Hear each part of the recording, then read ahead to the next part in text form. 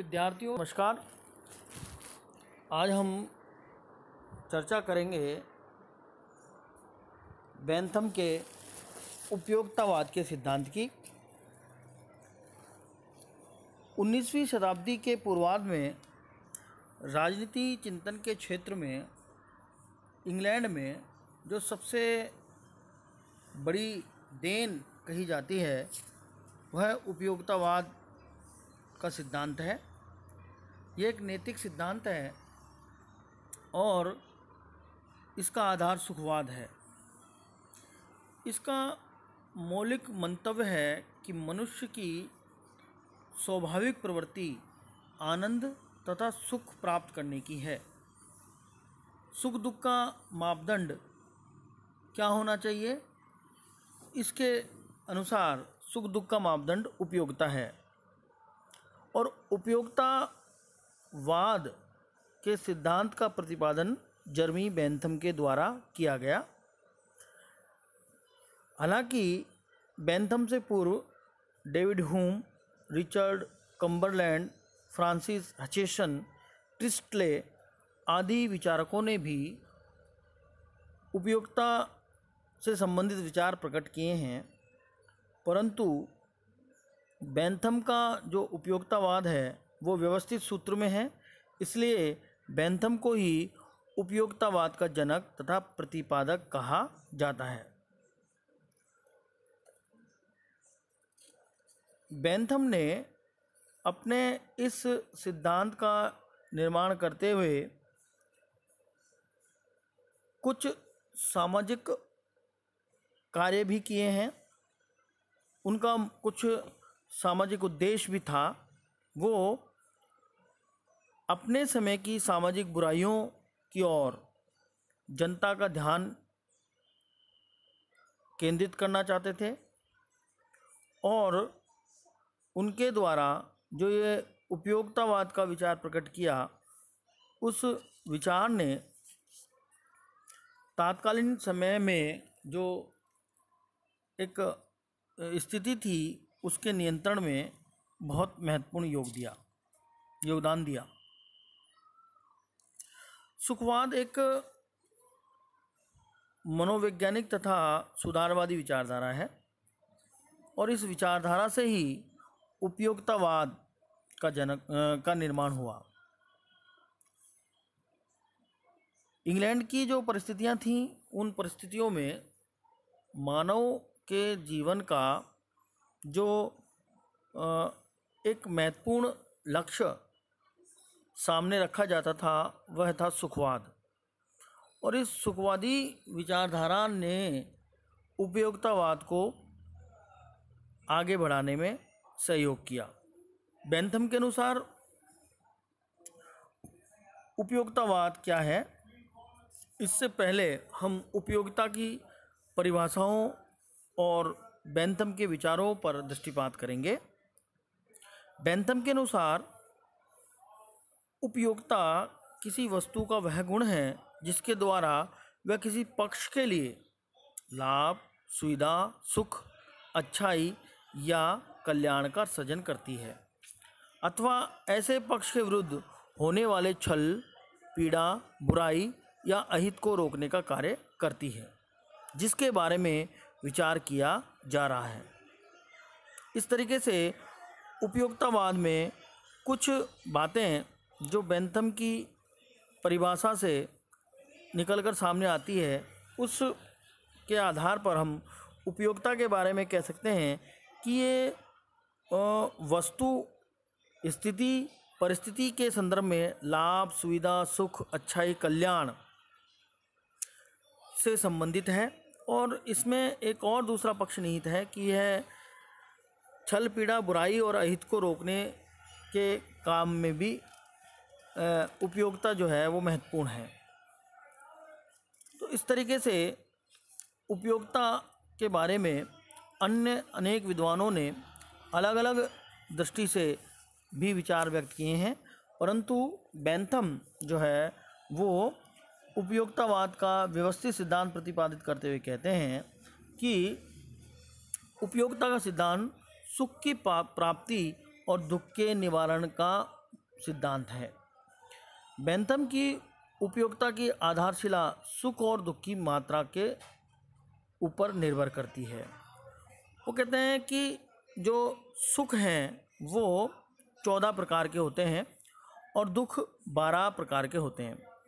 सुख के बारे में वो कहते हैं कि इंद्रिय सुख होते हैं, वैभव सुख होता है, कौशल सुख होता है, मित्रता का सुख होता है, यश का सुख होता है, शक्ति या सत्ता का सुख होता है, कल्पना का सुख होता है, धार्मिक सुख होता है, दया का सुख होता है, निर्दयता का सुख होता है, स्मृति सुख होता है, आशा का सुख होता है, संपर्क या मिलन का सुख होता है तथा सहायता का सुख होता है। इसी प्रकार वो दुख के बारे में विचार करते हैं और कहते हैं कि दरिद्रता, भावना, हिचकिचाहट, शत्रुता, अपयश, धार्मिकता, दया, निर्दयता, स्मृति, कल्पना, आशा व संपर्क, ये दुख के जो है भेद हैं। तत्पश्चात बेंथम सुख दुख की बात करते हुए वो आगे बढ़ते हैं कि इसके निर्धारक तत्व क्या हैं, सुख दुख के निर्धारक तत्व क्या है। तो बेंथम का मानना है कि मनुष्य एक भावनात्मक प्राणी है, अतः प्रत्येक मनुष्य की भावना जितनी सघन होती है उतने ही सुख या दुख को ग्रहण तथा अनुभव करने की उसकी क्षमता होती है। अर्थात हर मनुष्य की सुख दुख अनुभव करने की सामर्थ्य भिन्न भिन्न प्रकार की होती है। वस्तुतः किसी व्यक्ति या व्यक्ति समूह द्वारा अनुभव की जाने वाली सुख दुख की मात्रा उसके ग्रहण या अनुभव करने की सामर्थ्य को निश्चित करने वाले तत्वों पर निर्भर है।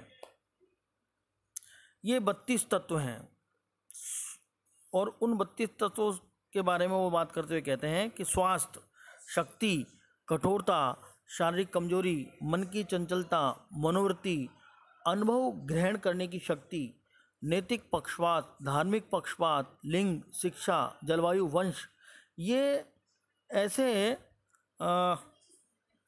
सामर्थ्य हैं, ये ऐसे तत्व हैं जो व्यक्ति के सुख और दुख को तय करते हैं। सुख दुख के स्रोत क्या हैं, इसके बारे में बेंथम कहते हैं कि सुख और दुख प्राप्ति के 4 स्रोत हैं: भौतिक, नैतिक, राजनीतिक तथा धार्मिक। प्रकृति से प्राप्त होने वाले सुख भौतिक सुख कहलाते हैं। जब कोई सुख या दुख नैतिक दृष्टि से अच्छा या बुरा काम करने लगता है तो उसे नैतिक सुख या दुख कहते हैं। जब कोई सुख या दुख राज के संपर्क अथवा कानूनों के कारण मिलता है तो वह राजनीतिक सुख कहलाता है। धार्मिक मान्यताओं के अनुसार या उसके विरुद्ध काम करने पर जो सुख दुख मिलता है उसका स्रोत धर्म होता है। यानी कि भौतिक, नैतिक, राजनीतिक और धार्मिक ये सुख के स्रोत हैं। सुख की गणना या सुखवादी मापक यंत्र की वो बात करते हैं और वो कहते हैं कि उपयोगिता का निर्धारण करने में सुख दुख की मात्रा महत्वपूर्ण होती है। यदि एक कार्य से सुख की अधिक मात्रा उत्पन्न होती है तो वह अधिक अच्छा सुख है, किंतु समस्या यह है कि सुख दुख का निश्चय कैसे किया जाए। इसकी मात्रा का निर्धारण करने के लिए बेंथम ने जो सुखवादी मापक यंत्र दिया है उसकी वो चर्चा करते हैं। बेंथम के अनुसार सुखवादी मापक यंत्र 7 कसौटियों पर निर्भर करता है। एक तो तीव्रता, कितनी तेजी से सुख और दुख जो है वो आ रहे हैं या जा रहे हैं। दूसरा है स्थिरता, कितनी देरी तक वो सुख और दुख जो है रुके हुए हैं। तीसरा है निश्चितता, सर्टेनिटी, वो कितने निश्चित और अनिश्चित हैं इस पर भी निर्भर करता है। निकटता अथवा दूरता, सुख और दुख कितने पास हैं या दूर हैं, इससे भी हम सुख के को माप सकते हैं। फिर वो कहते हैं जनन शक्ति, सुख को और दुख को निर्मित करने का जो सामर्थ्य है वो कितना है, उसके उत्पन्न करने का जो उत्पन्न करने की जो क्षमता है उससे भी हम उसको माप सकते हैं। फिर है विशुद्धता, प्योरिटी। सुख और दुख दोनों प्रकार के होते हैं, विशुद्ध भी होते हैं और अशुद्ध भी होते हैं। तो उनकी विशुद्धता के आधार पर हम उसको माप सकते हैं। उनका विस्तार कितना है, इसके आधार पर हम सुख दुख को माप सकते हैं। तो इस तरीके से ये कुछ सुखवादी मापक यंत्रों के बारे में बेंथम के द्वारा बताया गया। सुख की मात्रा समान हो तो बच्चों का खेल हो या कविता एक ही बात है। वो सुख और दुखों के बीच में संख्यात्मक या मात्रात्मक श्रेष्ठता के सिद्धांत का प्रतिपादन करते हैं और इस आधार पर वो कहते हैं कि यदि एक जैसा सुख किसी एक जैसे कार्य में मिलता है तो वह कार्य जो है श्रेष्ठ है। अब वो आगे कहते हैं कि सुख की मात्रा समान होने पर पुष्पिन यानी बच्चों का खेल और कविता का रसास्वादन दोनों एक ही कोटि के आनंद है। यानी किसी को उसमें आनंद मिलता है तो किसी को उसमें आनंद मिलता है। तो इस तरीके से वो सुख की मात्रा के समान होने पर सुख को समान श्रेणी में रखते हैं। इसी प्रकार वो दुखों की बात करते हैं कि दुखों में भी गुणात्मक भेद नहीं होता है। कहते हैं कि एक कील के चुभने से उतनी ही पीड़ा होती है जितनी कि एक कर्कश कविता सुनने से। ध्यान दीजिए, वो कहते हैं कि आदमी को दुख कील के चुभने से जितना होता है उतने ही एक बुरी या खराब कविता सुनने से हो सकता है। तो दुख और सुख के को मापने का जो उनका मापदंड है वो इस प्रकार का है। तो वो कहते हैं कि अधिकतम सुख की गणना करने के लिए प्रत्येक व्यक्ति को एक माना जाएगा और किसी को भी एक से अधिक नहीं माना जाएगा। तो इस तरीके से वो अधिकतम व्यक्तियों के अधिकतम सुख की बात करते हैं।